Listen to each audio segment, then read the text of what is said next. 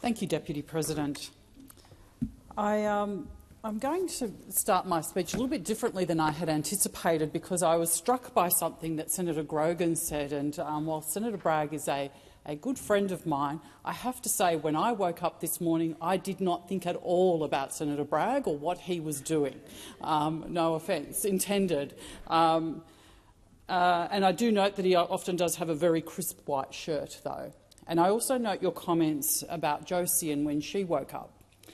And whilst I have never woken up in my car, I did for many years face housing insecurity with my children, and I do understand how difficult and how challenging that is, and the need to have security of housing and that roof over your head.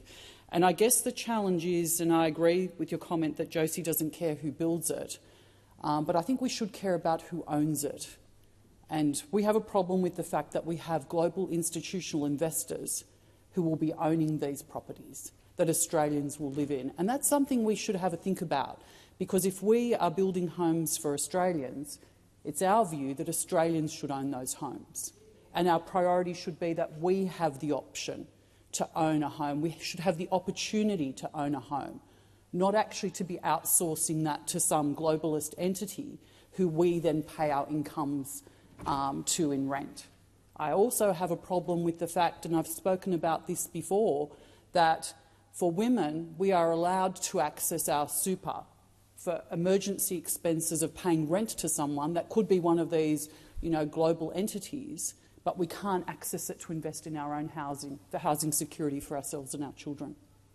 I would like someone to explain to me why one of those things is raiding the piggy bank of my own money and the other isn't. I would think that raiding my piggy bank of super to have a roof over the head of myself and my children is a better thing when I'm owning that property than to pay it in rent to a globalist entity like BlackRock or somebody else like that. I think that's something we need to think about. We're losing our perspective here, and we need to get back to the basics and the fundamentals of the fact that we actually have a right to own our own housing, and somebody else shouldn't dictate to us what that should look like, or suggest to us that we hate unions, etc., because we are opposed to the way they act. Labor should be banning CBUS and the CFMEU from any involvement in the HAF. That is a reality. I don't think there should be any question about that. And that's not because people hate the unions or the CFMEU. They hate the misconduct. They hate the corruption, and they hate the impact that it has on everyday people. And given the close connection and control between CBUS and the CFMEU, allowing CBUS to participate in the HAF risks its integrity. And anybody who suggests otherwise is not looking at this plainly or clearly. CBUS has an obligation to spend its members' funds in the best interests for their members' retirement. However, super funds like CBUS make payments to unions, masters contracts or sponsorship agreements. And these types of payments are made by CBUS to the CFMEU. What is also alarming is the destruction the CFMEU has caused in the construction sector at a time when building more homes has never been more urgent.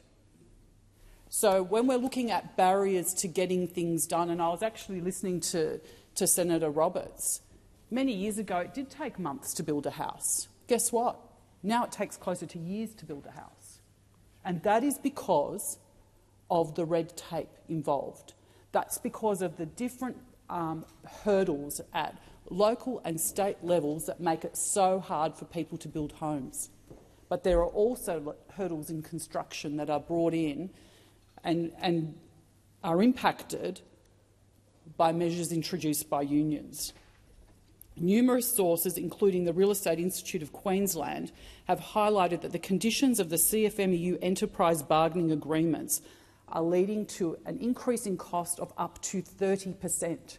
Now, when I spoke about this the other day, I just made it very, very simple in terms of what that means for what is now an entry-level dwelling in many cities across our country.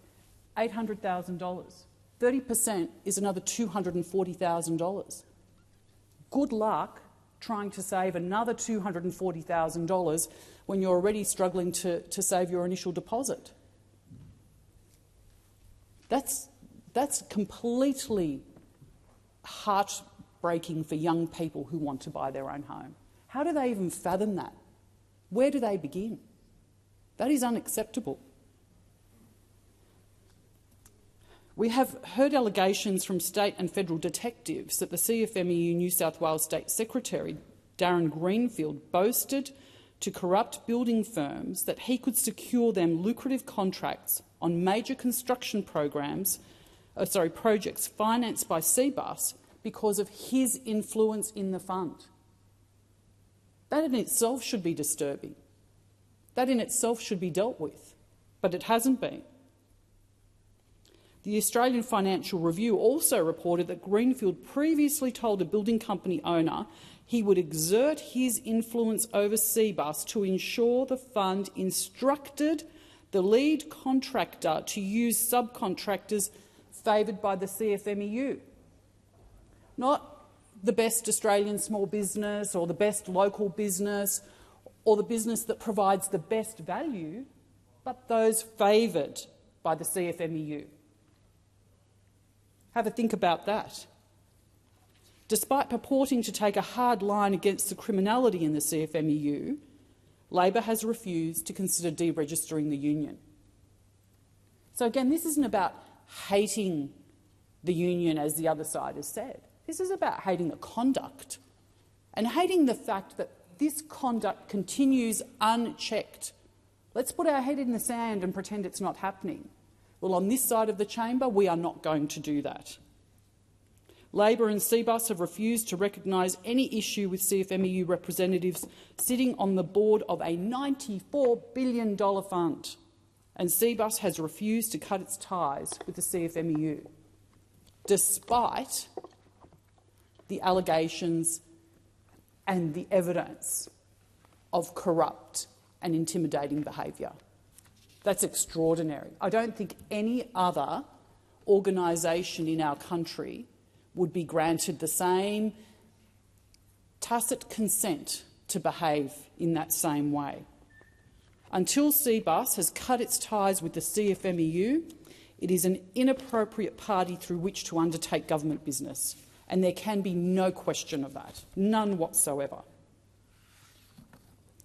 So what is Senator Bragg wanting to do here? The Housing Investment Probity Bill would prohibit the HAF from investing into housing assets or entities financed by CBUS Super to ensure taxpayer funds are left out of the criminal hands of the CFMEU. We shouldn't have any issue with that. We should all be in complete agreement that that is the right way forward. By inserting an additional limitation in the HAF's governing legislation, this bill will prohibit investments into housing-related projects that CBUS has or will invest in. We've seen the impacts it's had on commercial construction and the construction of infrastructure in this country, the cost blowouts. So now, despite the fact that we have evidence of that criminal conduct, we're going to say, yes, now come into the residential construction sector, come and help us build houses so that they cost more and take longer whilst we're in the midst of a housing crisis. It's nothing short of madness. I can't think of anything but the fact that, as I said the other day, that Labor has no interest in probity, no interest in transparency and no interest in stopping the criminal conduct of the CFMEU because it is opening more doors for it to infiltrate more broadly across our construction sector. As it stands, the HAF can invest taxpayer funds into projects and entities financed by CBUS. CBUS, Super and CFMEU, as Senator Bragg has often said, are conjoined twins, which they are. It's clear. In the 2022-2023 financial year, CBUS paid the CFMEU $1.25 million, including $233,000 paid to the CFMEU's Victorian branch for a sponsorship agreement. A sponsorship agreement. Let's repeat that. CBUS paid the CFMEU $1.25 million in 22-23, and the Victorian branch was given $233,000 for a sponsorship agreement. I don't know, does that mean they, CBUS gets written on the, CFMEU T-shirts? I don't know what it's for. I'd be keen to understand what that looked like. I hope they're really nice T-shirts. Yes, yes, yeah. Indeed, indeed. I would hope they are Australian-made. It is no surprise, therefore, that APRA imposed additional licence conditions on CBUS to engage an independent expert to review whether their CFMEU board members are meeting their legal duties. Is this because APRA hates the unions? Is this because APRA hates the CFMEU? I don't think so. I don't think it's because I hate them. I think it's because APRA is very, very worried about the actions of the CFMEU, as they rightly should be, as should everybody in this chamber. Just because you call someone out, just because you call out misconduct, doesn't mean you have a hatred for that organisation or for what their mission is. But we are right in this. If we can't call people out in this place for egregious misconduct and criminal activity, then when will we do it? And how can we face the people who have elected us to represent them here if we remain silent to these things? The Labor government and APRA should be pushing CBUS to cut ties with the CFMEU. This means kicking the 3 CFMEU directors off the board and stopping the endless flow of workers' money to the CFMEU. Because let's not forget that the money that CBUS has is the money from its workers, the money that it is meant to be investing for the benefit of its workers. And I fail to see how, on the one hand, we are in agreement that the CFMEU should be in administration. We actually think it should be deregistered, but, administration is fine. But an entity that has been put into administration could be receiving money from a super fund that belongs to the members of that fund. I would like somebody to explain that to me and why that is okay, because I don't think that it is. But just a quick update before I finish on where the HAF is at the moment. This is Labor's flagship housing policy, the $10 billion Housing Australia Future Fund, and so far it has built 17 homes here in the ACT. 17. I was listening to Senator Bragg in estimates when he was questioning Labor on how many dwellings they had built. And I was just trying to remember who was in the room at the time, but it escapes me right now. And the comment was that they had acquired and converted 340 houses from existing builds. And it was an interaction between Senator Bragg and in the Economics Committee and Senator Gallagher. And I remember Senator Bragg's shock at the comment of acquired and converted, which means they had bought 340 houses that had already been built, and they had effectively renovated them so that they were suitable for whatever type of housing they were seeking to put into the market. But that means they had taken the government had actually entered the market and purchased 340 houses during a housing crisis that meant young Australians or entry-level buyers could then not buy them. Was that lost on anybody? Well, they've just created an additional barrier to entry for young Australians. It's quite extraordinary. Instead of building homes, Labor are building bureaucracies and they are building barriers to entry. And the Housing Australia Future Fund has been one of the greatest public policy failures in recent history. They promised to build 1.2 million homes by 2030, and this is not me saying it. Advice from Treasury has revealed that this promise will be broken.